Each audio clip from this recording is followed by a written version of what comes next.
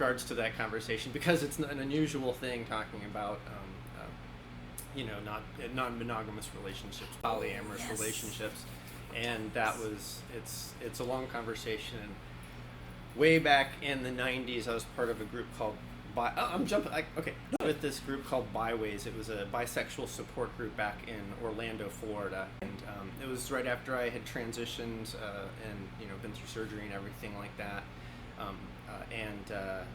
it was just an amazingly open group of people, and we were exploring all of the, it wasn't called LGBTQ that back then. So we, had a lot of conversations about what it means to be polyamorous and how to, have good, honest relationships about that. It's not just because you're polyamorous doesn't mean you want to sleep with everybody. There's still primary relationships and tertiary relationships, and maybe there's triads, and having those conversations in the 90s, back before there was a whole lot of internet, it was hard to find information on that.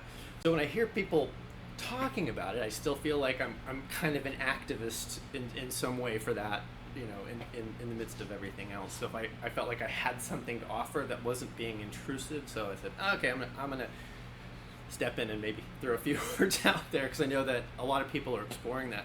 And for all of the information that's on the internet, it doesn't mean that you actually find the truth. It's not, there's so much information out there that it's easy to just get lost or get caught up in what you're looking for. It's not like you get presented with a lot of information that isn't in your normal wheelhouse. You have to go looking. Whereas the old sitting next to somebody in a bar, there's no, I didn't search on that. I'm just having a conversation. It's just having a conversation. I was sorry, go ahead. I'll go back a little further. Jessica Marshall Eberly. That is my full legal name.